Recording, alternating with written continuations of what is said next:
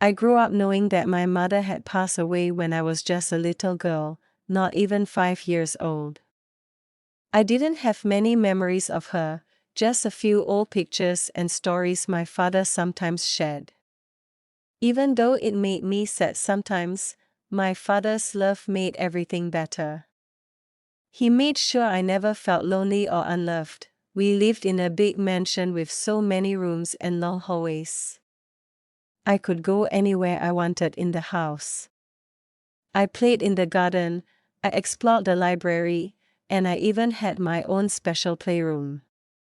But there was one room I was never allowed to enter. It was a room at the end of the hallway, with a big, dark wooden door. My father warned me many times, "Miriam, no matter what, don't go into that room." I used to call it my father's favorite room because I noticed he always went there. Sometimes he would go in when he feels happy and sometimes he would go in when he was really quiet and sad. He could stay inside for hours. When I was younger, I used to sit outside the door, listening for any sounds. I imagined the room was full of secrets, maybe treasure, or special memories. But I was always too afraid to disobey my father, so I never tried to open the door. Even though he was so rich and owned a lot of land, my father was a very simple and humble man. He gave to the poor, helped neighbors, and treated everyone with respect. He would often say to me, "Miriam, always be kind to others, no matter how much you have." I admired him so much, but the mystery of that locked room never left my mind. As I got older, I started noticing how lonely my father could be. Even though he loved me so much and we were always together, I sometimes felt like he was carrying a heavy sadness inside him. I would see him sitting by himself in the garden or staring out the window late at night. One time, I even teased him. I said, "Dad, it's been so many years since Mom passed. Why don't you think about marrying someone else? You could have a companion and not be so lonely." I said it with a smile and a light laugh, trying to make him feel better. The first time I said it, he just gave me a small smile and shook his head.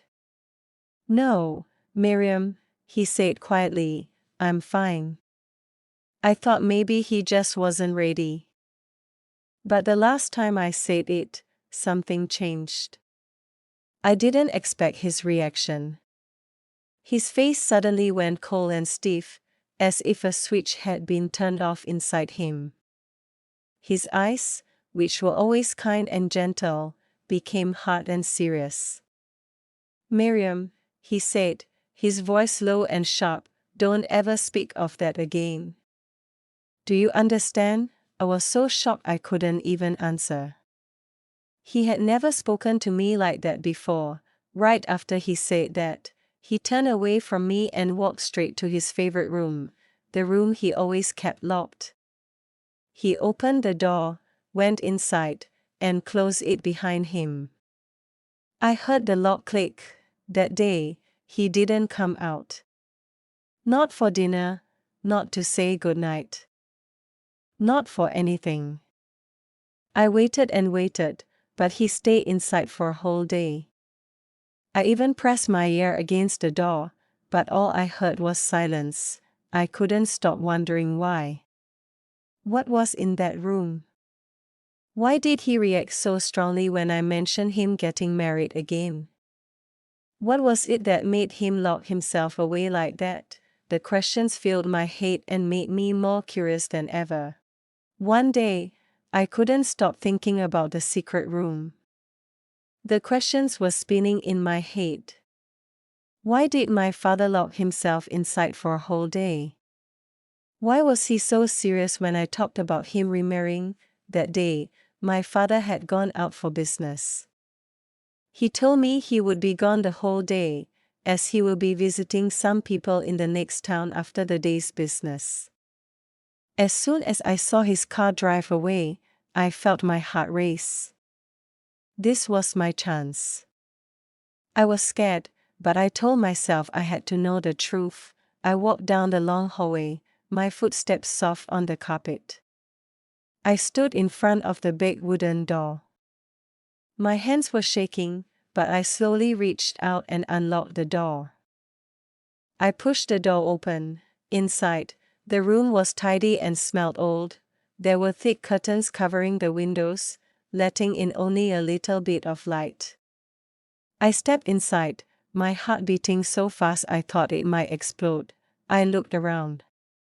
On the table was a vase of beautiful flowers.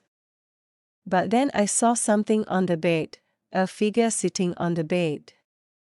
At first, I thought it was a mannequin or maybe a statue. But as I got closer, I realized what it was. It was a body. My mother's body. Or maybe it was her skeleton, but still holding on to some of her old clothes and skin, dried. Her hands resting on her lap as if she was waiting for something. I felt my whole body turn cold. I couldn't breathe. I let out a loud scream and stumbled backward, almost falling. I ran out of the room as fast as I could, slamming the door behind me. My heart was racing so hard it hurt, and I felt my hands shaking like leaves in the wind. I sat on the floor outside the room, trying to catch my breath. My thoughts were spinning. Why? Why did my father keep my mother's body in that room? Why didn't he bury her properly? What was he hiding? I had always believed my father was kind and simple, but now I wasn't so sure. Suddenly, the love I felt for him mixed with fear and confusion. I shivered as I sat there, too scared to go back into the room and too scared to face my father when he returned. Later that evening, I was sitting on the couch in the sitting room, shivering. I was too scared and too shocked to do anything else. I couldn't stop thinking about what I had seen in the secret room. My mother's body. My mother's dried body. Then I heard the front door open. My father had come back. I heard his footsteps echoing in the hallway. The sound made me feel even colder. When he entered the sitting room and saw me there, he stopped. His eyes scanned me, and in a second, I knew he understood everything. His face changed, and his shoulders dropped as if he had been carrying a heavy weight all this time. "Why did you disobey me and enter that room?" he asked quietly. His voice was tired, not angry, just deeply sad. I opened my mouth to speak, but all the questions in my head rushed out at once. "Dad, tell me, did you kill my mom? Was this the reason why you never let me enter that room? Why did you keep my mother's body in that room for so many years and refuse to bury her? Why, Dad? Why?" My voice was trembling, and tears ran down my cheeks. I didn't know which question I wanted him to answer first. All I knew was that I wanted the truth. My father's face turned pale, and he sat down heavily in the chair across from me. His hands covered his face for a moment before he finally looked up.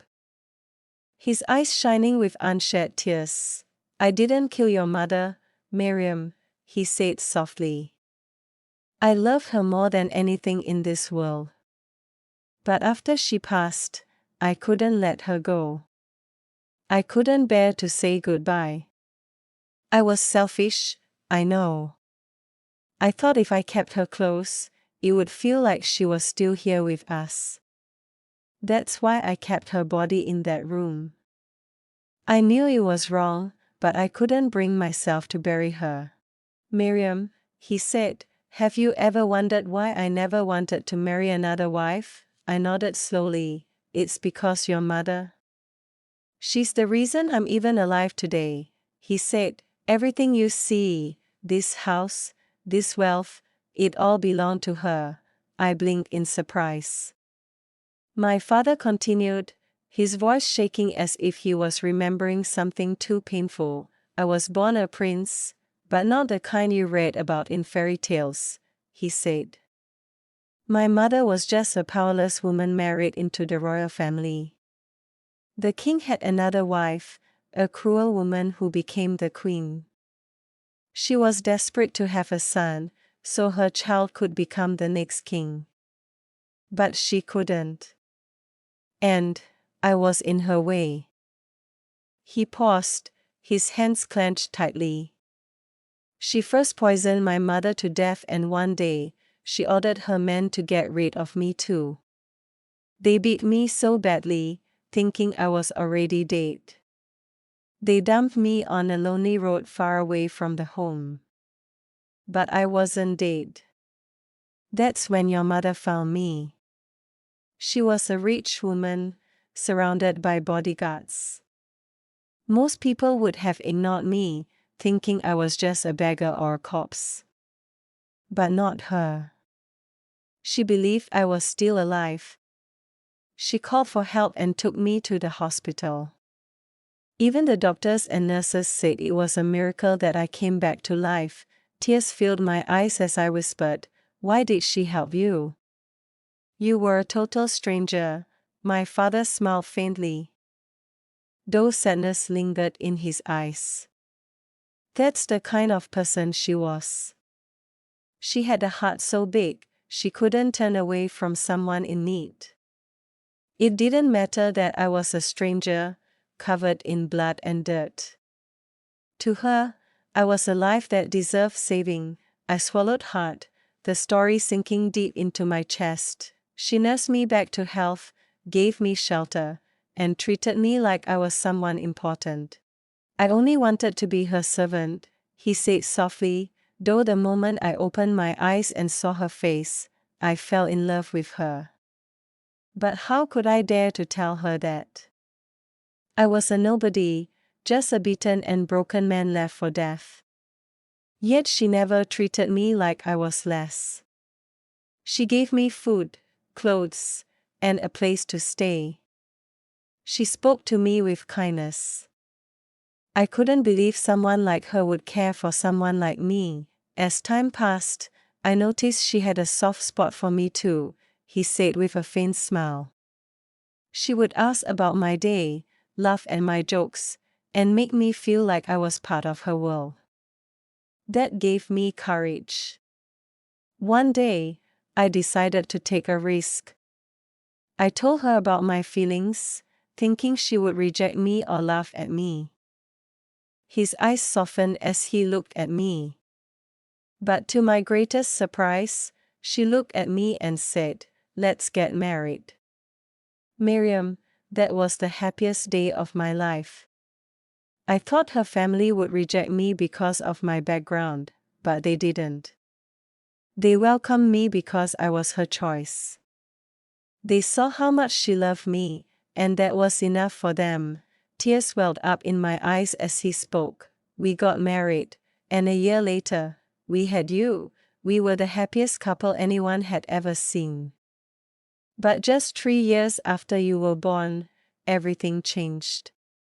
Your mother became seriously sick. After many tests, we found out she had cancer of the blood, leukemia. At first, we thought money could fix it. We agreed to every treatment the doctors suggested, hoping for a miracle. But nothing worked. His hands trembled as he spoke. I didn't want to imagine her dying. Some doctors told us there was nothing more they could do. I couldn't accept it. I kept crying, taking her from one hospital to another, hoping someone would find a cure. But after a while, she made peace with the fact that she was dying. She asked me to stop trying so hard. She told me to accept it, even though it broke my heart. His voice grew softer, filled with sorrow. Before she passed, she transferred everything she owned, her money, her properties, to my name. She made me promise that I would make sure you had a good and fulfilled life. She loved you so much, Miriam. Even as she was dying, she was thinking about you." He paused, wiping his eyes with the back of his hand. "And then one day, she gave up the ghost. My whole world crumbled. How could I let her go? She was not just my wife, she was my savior, my love, my everything. I couldn't bear to be without her. So, yes, I put on a show for her burial. I arranged a funeral, but I didn't really bury her. I couldn't. Instead, I preserved her body, dried it so it wouldn't decay. It was the only way I felt I could keep her close to me. As if she was still here." He paused and sighed, the weight of years pressing down on him. That room. It was the only place where I could be with her, where I could talk to her. When I was happy, I would go there and tell her about it. When I was sad, I would cry and feel like she was comforting me. I didn't think you would ever find out." For a long moment, we sat there, the silence thick between us. The truth was out, but it didn't make the pain any easier. After hearing everything my father told me, I sat there in silence. Now I understood why he did what he did. It wasn't out of evil, it was out of deep love, a love so strong that he couldn't let go. But I also knew, in my heart, that my mother deserved to rest in peace. It wasn't right for her body to stay in that room forever. I didn't know how to tell my father this without breaking his heart. I didn't think he would listen to me if I told him to let her go. That's when I decided to confide in his best friend and business associate, Uncle Hassan. He was the only person I trusted enough to help. The next day, I went to Uncle Hassan's office and told him everything: the secret room, my mother's body, and my father's pain. At first, he sat there in shock, his mouth slightly open. He couldn't believe what he was hearing. "That's not right, Miriam," he said quietly, shaking his head. "Your mother's spirit deserves peace, and your father deserves to heal. I'll talk to him." The next day, Uncle Hassan came to our house. He sat down with my father in the sitting room while I sat nearby, listening. He spoke to my father firmly but kindly. "It's time to let your wife rest in peace," Uncle Hassan said. "Keeping her body locked away is not helping her, it's hurting her spirit. She wouldn't want this for herself, and she wouldn't want this for you. You've held on to her for so long, but now it's time to say goodbye.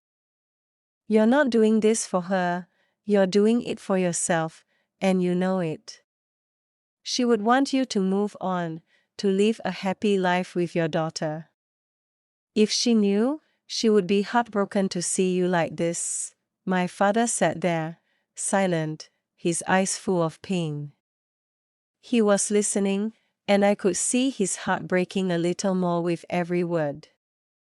After a long pause, he finally spoke. "If it makes her unhappy, then I wouldn't be happy too," he said quietly. "You're right. I have to let her go." I felt a wave of relief wash over me. For the first time in years, I saw a small light of hope in my father's eyes. A few days later, we arranged a proper burial for my mother. It was simple but beautiful. As we laid her body to rest, I felt like a heavy weight was finally lifted from our home. My father stood there, his face pale but peaceful. I knew it wasn't easy for him, but he had done the right thing. I was happy, not just because my mother was finally buried, but because my father could finally begin to heal. After the burial, my father still maintained his decision. He would never get married to anyone. "My heart belongs to her," he said. "I could never love anyone else the way I loved your mother. She will always be my only wife, and though I wish he could open his heart to love again, I understood. I knew how deeply he loved my mother, and I respected his decision. For the first time in years, we both felt a sense of peace. Our home was no longer filled with secrets and sadness. My mother was finally at rest, and my father could finally begin to live again, not by clinging to the past, but by cherishing the memories they shared.